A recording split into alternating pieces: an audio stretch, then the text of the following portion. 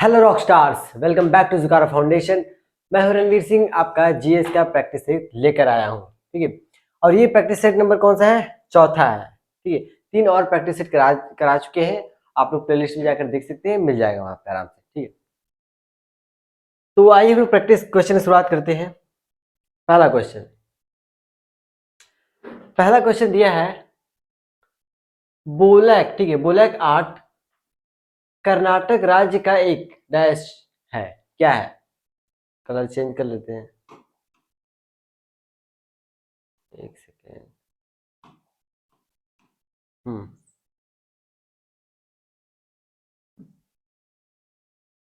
ये का एक क्या है? ये एक नृत्य रूप है। ठीक है, इसको याद करने है ऐसे डायरेक्ट। ये क्या है? राज्य का एक नृत्य रूप है, बोलक आर्ट। क्वेश्चन नंबर आगे बढ़ते हैं।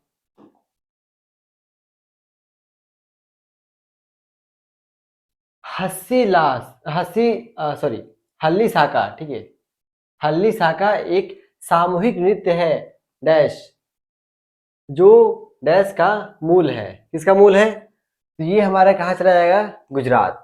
ठीक है, ये हमारे गुजरात से संबंधित है। ये हमारे गुजरात से संबंधित है, इसको डायरेक्ट ऐसे याद कर लेना है। ठीक, आगे बढ़ते हैं। शंभू महाराज। ठीक है, शंभू महाराज निम्नलिखित में से किस कथक घराने के प्रसिद्ध गुरु थे? ठीक है, तो इसका सीधा से चला जाएगा हमारा लखनऊ। ठीक है, इसका क्या हो जाएगा? लखनऊ। आगे बढ़ते हैं।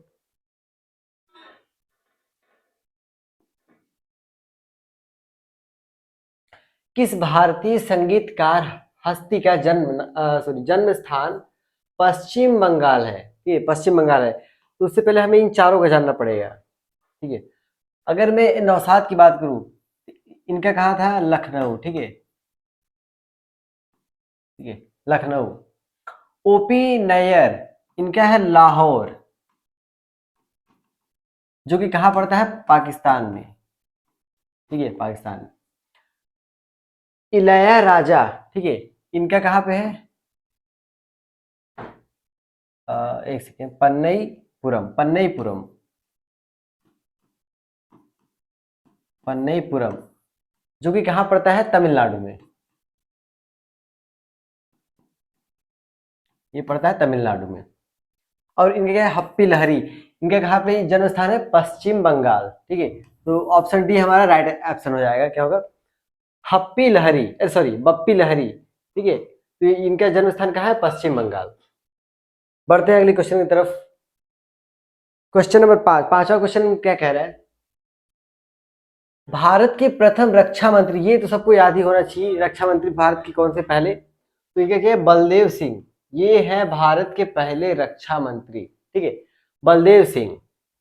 तो इन सब बेसिक बेसिक क्वेश्चन को हमको याद रखना है, क्योंकि बहुत बार ऐसा होता है कि छोटा छोटा बहुत ही बेसिक क्वेश्चन पूछ देता है और वहां पे कंफ्यूजन हो जाता है।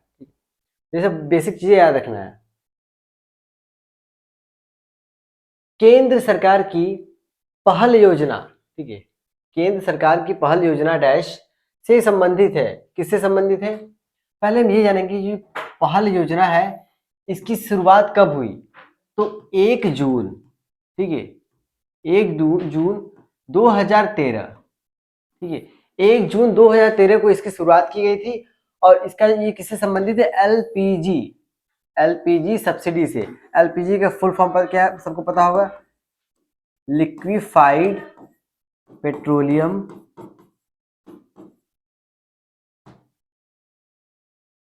Petroleum gas. ठीक है, लिक्विफाइड पेट्रोलियम गैस। ठीक है, ये कब शुरुआत, ये योजना जो है कब शुरुआत की? 1 जून 2013 को इसकी शुरुआत की गई थी। पढ़ते हैं अगले क्वेश्चन की तरफ। आइए देखते हैं। निम्नलिखित में से किस शहर निम्नलिखित में से किस शहर से राष्ट्रीय सुदूर संवेदन केंद्र उपग्रह संचार के तहत डेटा के अधिग्रहण और इसके प्रसंस्करण की सुविधा प्रदान करता है? ठीक है,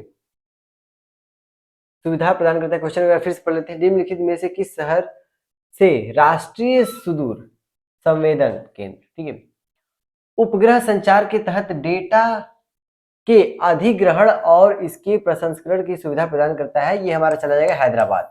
ठीक है, हैदराबाद इसका क्या होगा, राइट आंसर हो जाएगा। ठीक है, अगर क्वेश्चन बढ़िया से समझ में आ रहा है सबको, ठीक है, लग रहा है कि नहीं ये क्वेश्चन आने लायक है, तो इसको आप लोग प्लीज नोट कर लीजिए, और इसका पीडीएफ आपको मिल जाएगा हमारे टेलीग्राम के चैनल पे, जिसका लिंक आपको डिस्क्रिप्शन में दे दिया जाएगा। बढ़ते अगले क्वेश्चन की तरफ।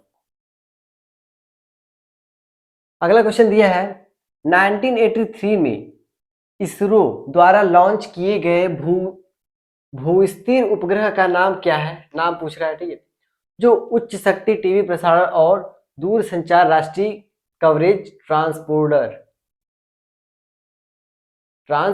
ठीक है, ट्रांसपोंडर प्रदान करता है। ठीक है, ये हमारा सीधा उसका क्या नाम है, इनसैट आईबी।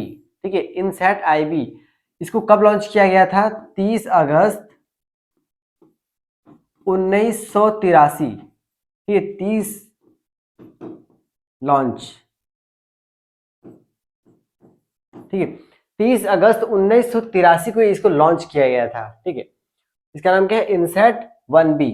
इसको आप लोग को याद रखना है, ये क्वेश्चन आने लायक है। ठीक है, इसको स्टार पॉइंट कर लीजिए आप लोग, ये क्वेश्चन आ सकता है।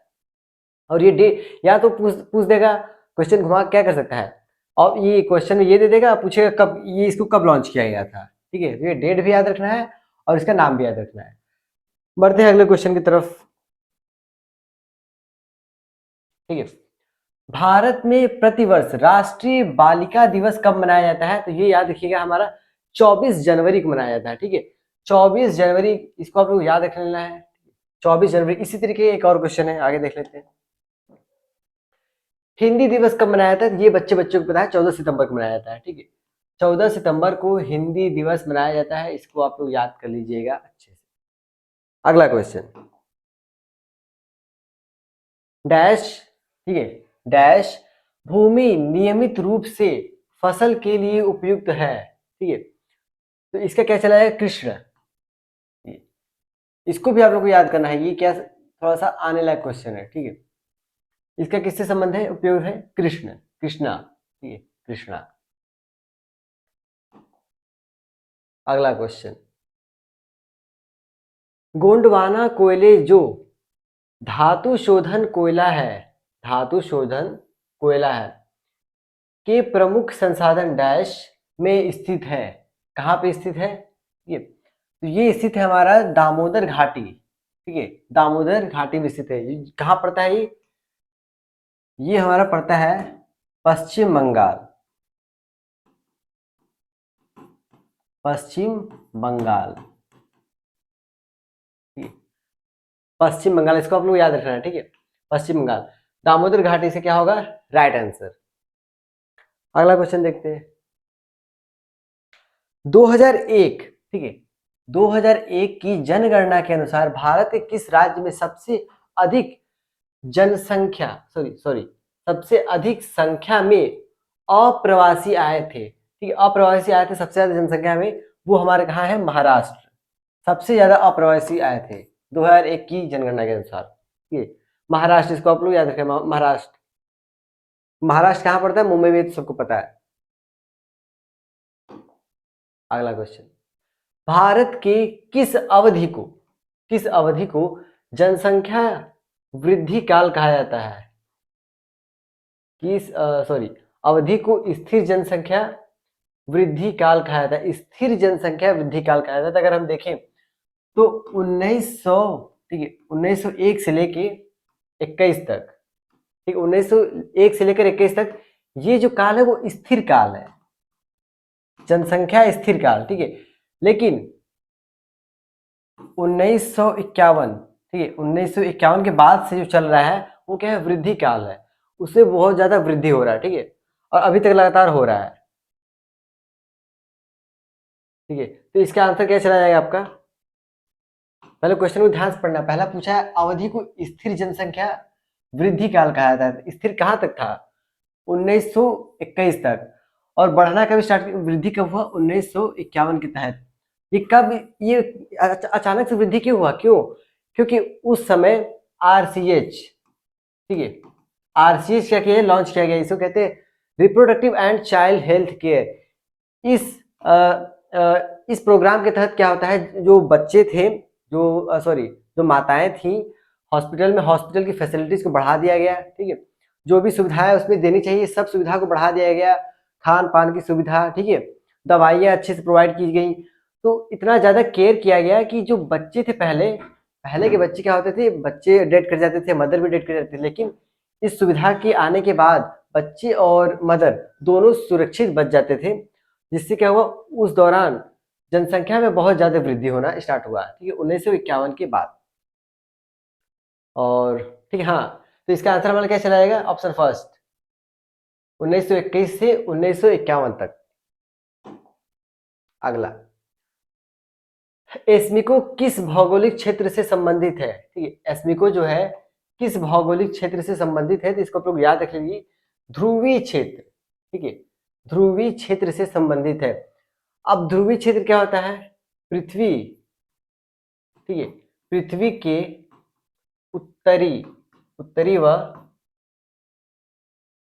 दक्षिणी ध्रुव, ठीक है, पृथ्वी के उत्तरी व दक्षिणी ध्रुव को क्या कहते हैं, ध्रुवीय क्षेत्र, ध्रुव।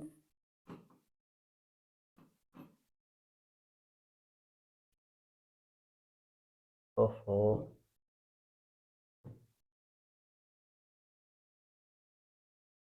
ठीक है, पृथ्वी के उत्तरी व दक्षिणी ध्रुव के आसपास का जो क्षेत्र है उसे हम लोग कहते हैं ध्रुवीय क्षेत्र, यानी पोलर रीजन, ठीक है। आई होप सबको समझ में आ रहा होगा, ठीक है। तो हम लोग बढ़ते हैं अगले क्वेश्चन की तरफ, शायद आखिरी क्वेश्चन, ठीक है। ये तो मैक्सिमम लोगों को पता होगा, और जिसको नहीं पता होगा उसको मैं बता दूं, निम्नलिखित में से किस क्षेत्र में चक्रवात को टाइफून कहा जाता है, ठीक है, टाइफून किसमें कहा जाता है, तो यह है जापान, ठीक है, जापान में चक्रवात को टाइफून नाम से जाना जाता है, ठीक है। तो इसी तरीके की प्रैक्टिस सेट करने के लिए हमारे साथ बने रहें और जुगारा फाउंडेशन को लाइक, सब्सक्राइब और शेयर करें।